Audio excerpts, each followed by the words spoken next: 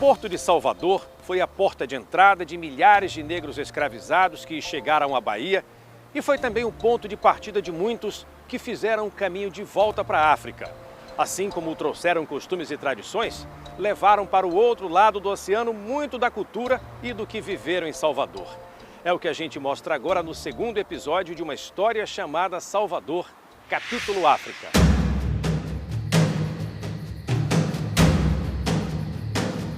Bem organizadas, lideranças negras articularam movimentos que combateram a escravidão. A revolta dos malês de 1835 foi protagonizada por negros alçás.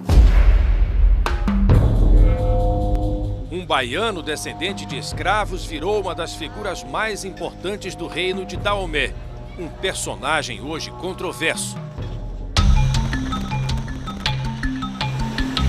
Fomos a 3 cidades importantes do Benin, Porto Novo, Uidá e Cotonou, mostrar os costumes que ex-escravos levaram para a África quando retornaram. A devoção ao Senhor do Bonfim. O futebol é o lazer preferido dos garotos e jogadores brasileiros são ídolos. Casimiro, Firmino, Marcelo.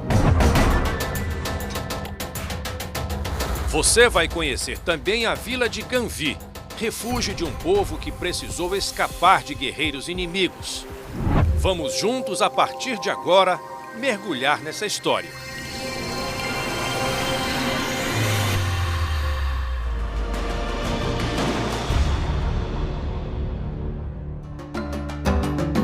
Centro Histórico de Salvador, Patrimônio Cultural Mundial. Pelos casarões, ruas e becos, é possível ver influência portuguesa, indígena e africana. Mas parte dessa riqueza cultural passou a ser valorizada há poucas décadas. A baiana que dá as boas-vindas, o acarajé símbolo da cidade, a capoeira ganharam status. Mas lá atrás, quando ainda sofriam com a escravidão, os negros queriam mais que a aceitação das contribuições culturais trazidas da África. Queriam ser livres.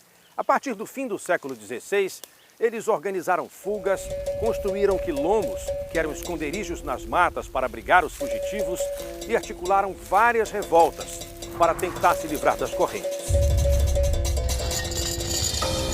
A maior parte dessas revoltas aconteceu no meio rural e elas criaram medo entre a classe senhorial. Essas revoltas vão se espalhando até 1835, que aí culmina com a revolta dos malês, que tem essa dimensão que é conhecida até hoje dentro desse cenário cultural, político da resistência africana à escravidão. A revolta dos malês de 1835 foi protagonizada por negros alçás, muçulmanos do norte da África. Alfabetizados e disciplinados, organizaram uma revolta coordenada com 1.500 negros de várias etnias. O objetivo era mudar a estrutura colonial e fundar um reino na Bahia. Aqui na Câmara, tentaram libertar um dos líderes do movimento. Chegaram a enfrentar as forças do governo nas ruas. Foram derrotados, mas a articulação assustou os portugueses. Depois da revolta dos malês, as autoridades locais endureceram as leis para os negros libertos.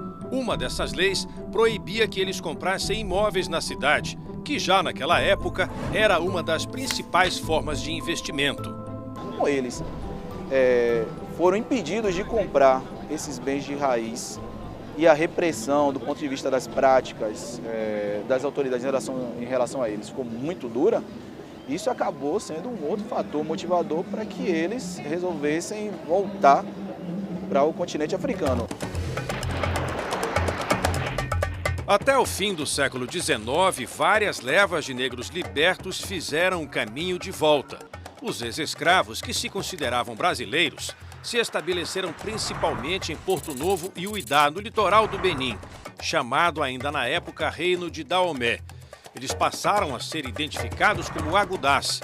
A palavra seria uma derivação de ajudar, como os portugueses chamavam a cidade de Uidá.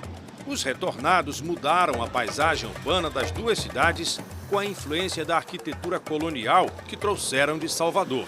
E os agudás que voltaram para o Benin, Era um grupo de artesãos, comerciantes também, entendeu? Mercadores também. Levaram para a região uma técnica de construção que não havia na região. Então construíram os famosos sobrados portugueses lá. O primeiro andar era a residência da família e a parte de baixo era a parte comercial, tá? De venda também de guarda de escravos. Alguns casarões ainda estão de pé, a maioria, infelizmente, em mau estado. Este Museu de Arte Contemporânea, em Uidá, funciona em um dos poucos casarões que foram revitalizados. Além de construtores, esses afro-brasileiros eram carpinteiros, marceneiros, alfaiates. Trouxeram do Brasil várias habilidades que não eram muito difundidas por aqui e assim se estabeleceram. Outros agudás fizeram fortuna como comerciantes. Eles importavam do Brasil carne seca, cachaça, móveis e até carruagens. E exportavam principalmente tecidos, noz de cola, uma fruta africana, palha e sabão. O comércio entre essa região da África e a Bahia foi tão intenso que os agudás chegaram a manter no fim do século XIX uma linha de barco entre Salvador e Lagos, na Nigéria. Os agudás também trouxeram na bagagem a hospitalidade baiana. Fomos convidados para um almoço na casa de Dona Tocombó de Souza.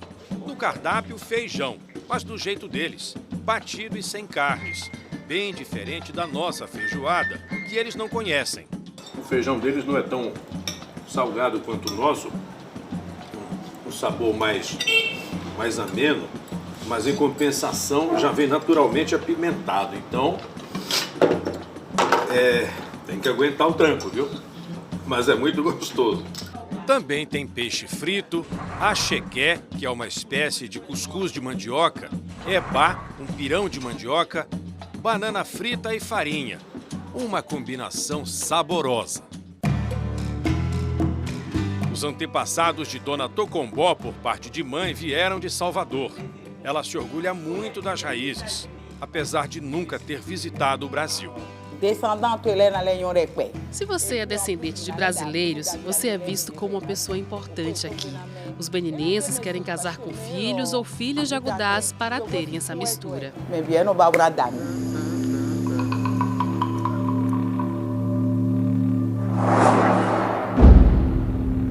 Entre os agudás está um personagem muito respeitado por aqui, mas controverso para os dias de hoje. O personagem mais emblemático da história do comércio de escravos em Uidá foi um baiano. Francisco Félix de Souza nasceu em Salvador, segundo alguns historiadores, e desembarcou aqui por volta de 1800. O primeiro emprego dele foi de escrivão e depois administrador do forte construído pelos portugueses. Mas anos depois, Francisco Félix de Souza começou a ganhar muito dinheiro com uma atividade bem mais lucrativa na época: comprar e vender mão de obra escrava.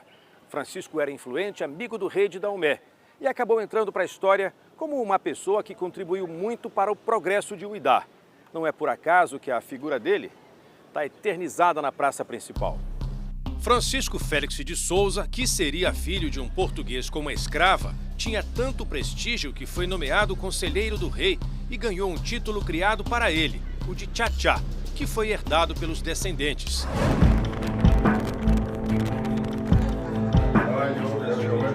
O atual patriarca da família, Marcelino Norberto de Souza, tem 97 anos.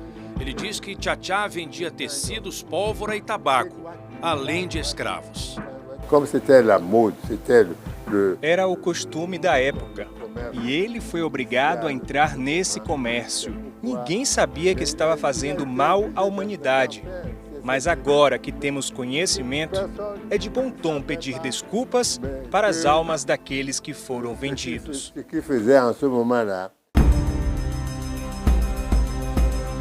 Dona Francisca Paterson, de 94 anos, também é descendente do Tchá-Tchá Francisco Félix. Esse tipo de comércio é o que se fazia antigamente. E todos se aproveitaram, inclusive ele. Mas ninguém pode se orgulhar de ter feito isso.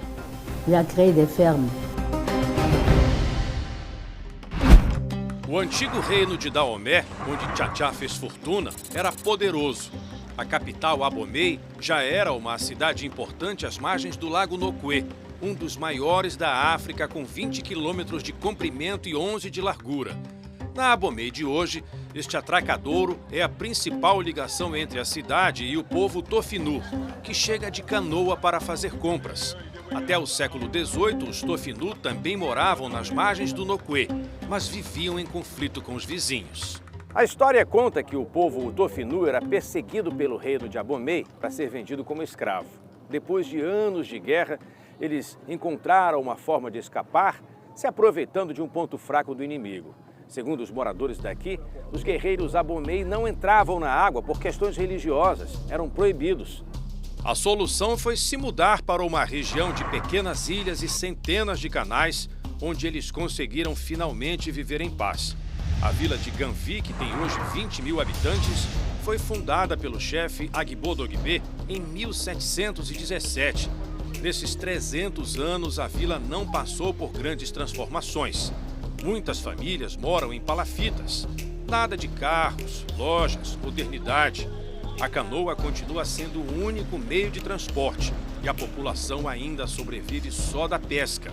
Homens e mulheres remam horas e horas por dia para buscar o sustento.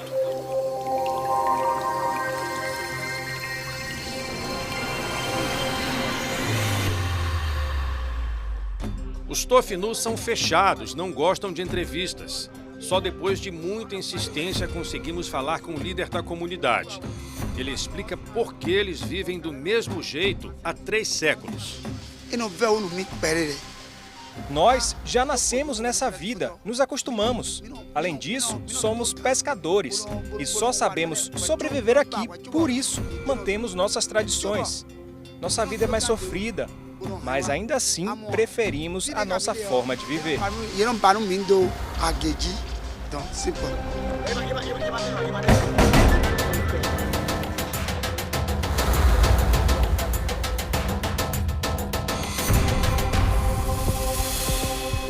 Ganvi é uma das atrações mais peculiares deste pequeno país de 11 milhões de habitantes, que cabe quase 5 vezes dentro da Bahia.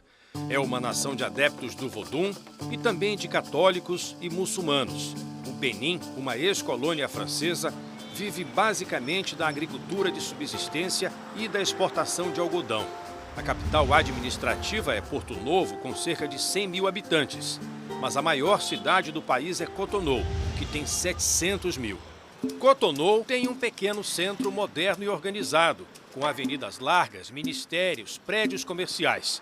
Mas a maior parte da cidade não tem tanta infraestrutura e reflete as altas taxas de desemprego. Aqui, como em Salvador, milhares de pessoas também sobrevivem do comércio informal. Nas ruas de Cotonou se encontra de tudo. Até a venda de gasolina em garrafões é tolerada. O que mais chama a atenção de qualquer estrangeiro nas ruas do Benin é, sem dúvida, a quantidade de motos. É impressionante. Elas são o principal meio de transporte aqui, porque as cidades não têm ônibus, trem ou metrô. A população vai para cima e para baixo sobre 2 rodas. E quem não tem moto, apela para os mototaxistas, que são identificados pela roupa amarela. É de longe a cor que mais se vê no trânsito daqui.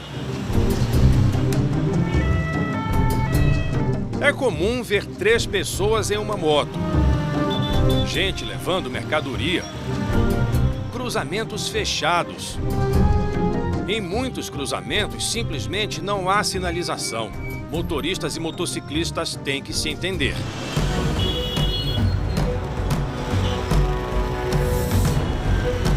No dia a dia tumultuado de Cotonou, ainda tem espaço para uma infância de pé no chão, como a da garotada dos bairros mais distantes em Salvador. O babinha aqui está bem disputado. Tem até torcedor corneteiro dando o recado em Fon, a língua nativa do Benin. E Anélio, o que eles estão falando aí? Sim, eles estão dando instrução para Orlando para passar a bala, não segurar a bala não ficar com ele o tempo todo. A meninada é fã dos brasileiros que jogam na Europa. Casimiro, Firmino, Marcelo.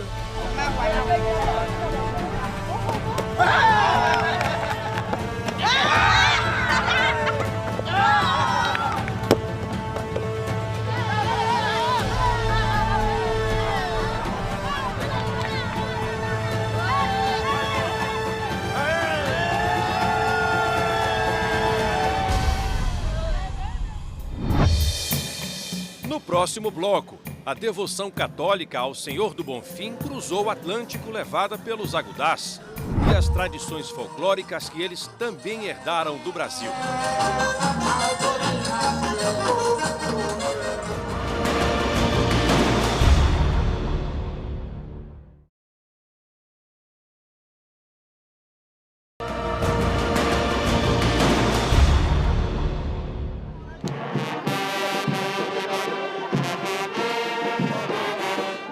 A devoção ao Senhor do Bonfim reúne milhares de pessoas todo mês de janeiro em Salvador.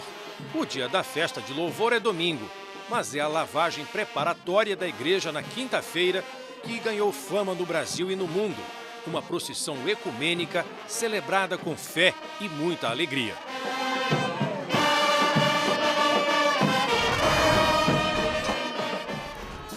Os agudás levaram essa tradição para o outro lado do Atlântico.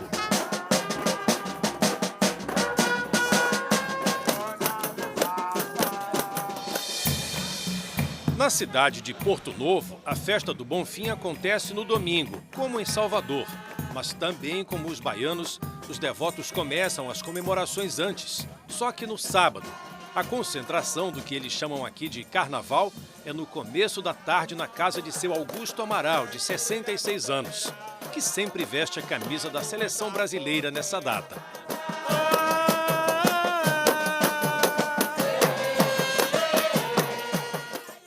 Eles tocam uma mistura de samba com marcha e cantam antigas canções num português enrolado.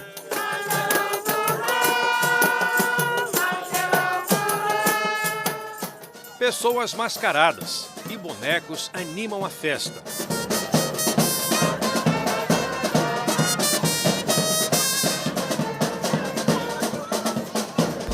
Os agudás vão para as ruas ao som de marchinhas carnavalescas. À frente, as bandeiras do Benin e do Brasil. O bloco passa e atrai moradores.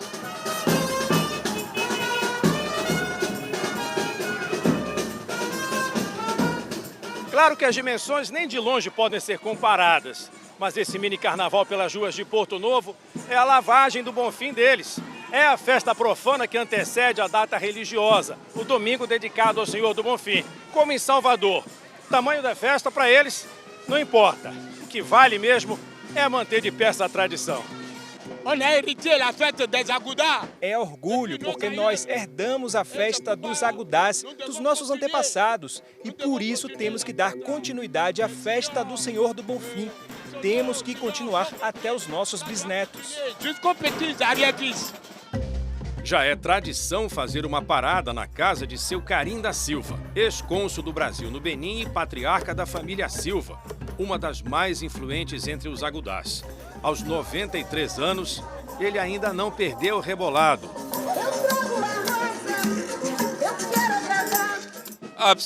Essa tradição do carnaval vem de gerações. Os nossos pais, avós, bisavós nos ensinaram desde pequenos e estamos aqui festejando o carnaval.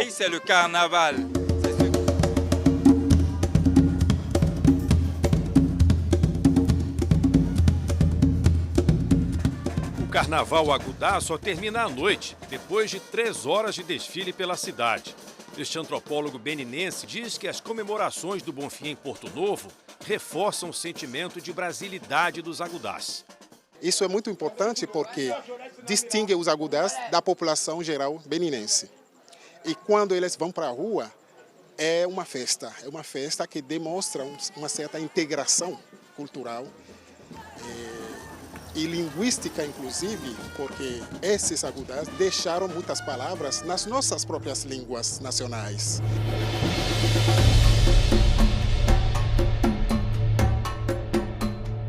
No dia seguinte, os tambores silenciam. É dia de Nosso Senhor do Bonfim. As famílias chegam cedo à igreja de Santa Genoveva, em Porto Novo. Homens, mulheres, crianças, a igreja fica lotada. O coral canta em francês e em fon.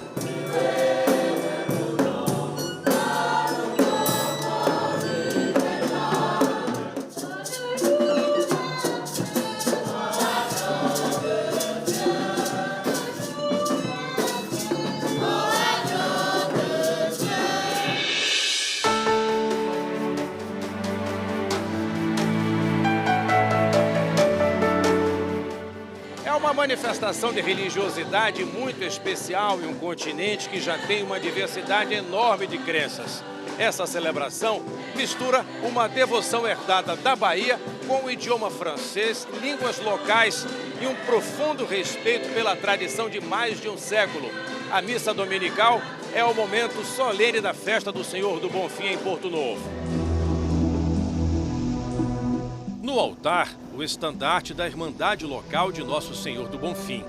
Os integrantes da Irmandade entram na igreja com faixas verde-amarelas e vestidos de branco, uma herança da tradição baiana, já que a cor branca nas roupas não é comum no dia a dia dos beninenses. Os laços com a Bahia estão no peito e na fé. Dona Mirelle da Silva é devota fervorosa. Quando eu rezo, peço que me proteja minha família. Ele protegeu os meus antepassados. Então eu peço o mesmo agora, para velar sobre nós. Eu peço proteção divina. Seu Emílio Paraíso, de 87 anos, bisneto de um ex-escravo que trabalhou em Salvador, exalta a importância dessa fé. A festa do Senhor do Bonfim. Esta é a festa do Senhor do Bonfim, isto é, do Senhor da Boa Morte. Mas para os antigos escravos, dos quais somos os descendentes, é a festa do bom fim da escravidão. De la bonne fin de l'esclavage. A celebração é encerrada com a alegria dos agudás. Eles entram na igreja em ritmo de marchinha, orgulhosos das raízes brasileiras, felizes por poderem levar em frente essa tradição.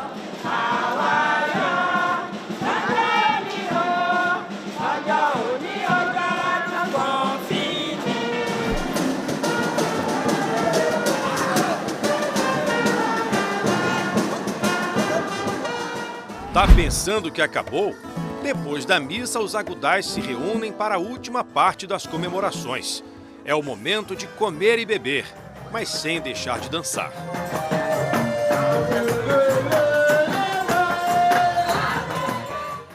Os agudás festejam as tradições folclóricas que trouxeram do Brasil. O folclore é muito forte nas comemorações do Senhor do Bonfim, em Porto Novo. Na grande festa agudá, a maior atração é uma versão local da dança da burrinha, que eles conhecem aqui como burrinhã, por conta da influência do francês.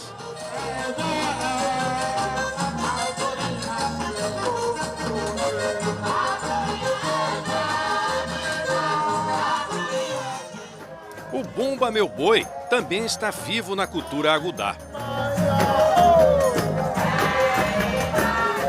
O embaixador do Brasil no Benin, Luiz Ivaldo Villafane, é o convidado de honra. Você é testemunha de como a comunidade é empenhada em resgatar esse vínculo ancestral com o Brasil. O enfermeiro Sadeler, de 19 anos, adora o lado musical da festa. Os agudás tocam várias canções antigas com influência brasileira. É muito boa. A cada ano, quando eu venho, eu encontro uma novidade para ficar mais relaxado. A música é doce, mais dançante que a música atual.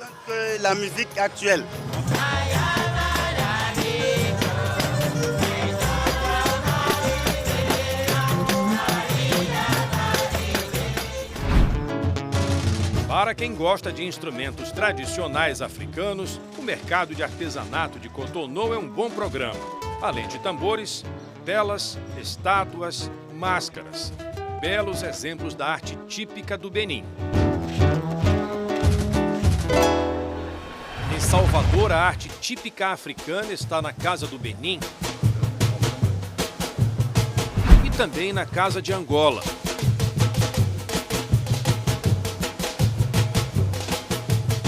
Que preserva a herança cultural do povo banto, trazida de Angola e Moçambique a partir do século XVI. Os banto também tiveram influência decisiva na nossa música, segundo especialistas. Foram eles que trouxeram o cacoche, mas principalmente o ngoma e a marimba. Estudiosos dizem que a grande tradição percussiva dos bantus foi a base para o surgimento de danças e ritmos afro-brasileiros, como o maracatu, a congada e o mais popular deles, o samba. A cantora e compositora Juliana Ribeiro, que também é historiadora, conta que o samba nasceu de uma batida que os bantus trouxeram da África, a cabila. Essa é a clave, né? Que a gente faz isso com as palmas. A taubinha amplifica esse som.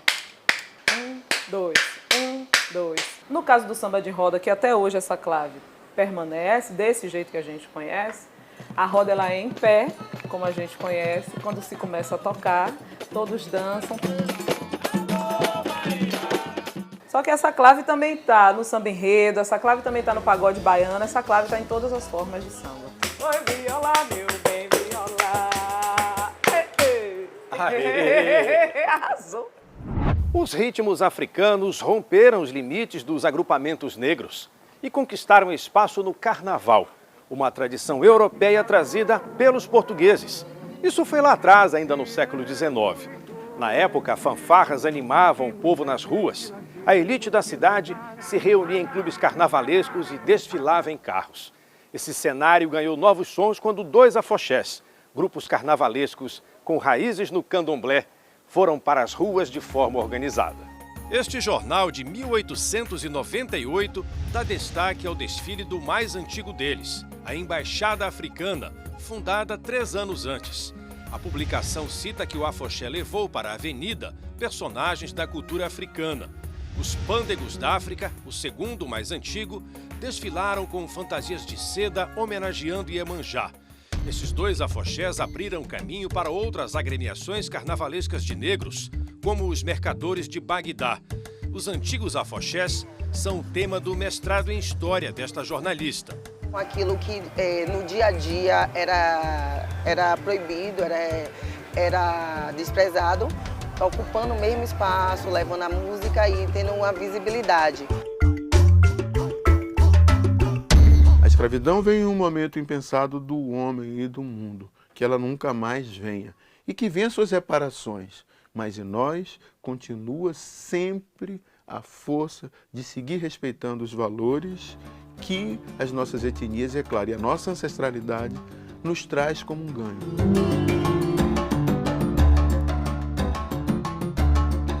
Homens e mulheres que vieram da África trouxeram costumes, tradições, habilidades. Foram força de trabalho, fonte de conhecimento. A história mostra que tudo isso não foi apenas contribuição, mas alicerce. Junto com europeus e indígenas, os negros formaram a base estrutural dessa cidade, que é patrimônio cultural e de seu povo. Dessa mistura nasceu a identidade dos baianos.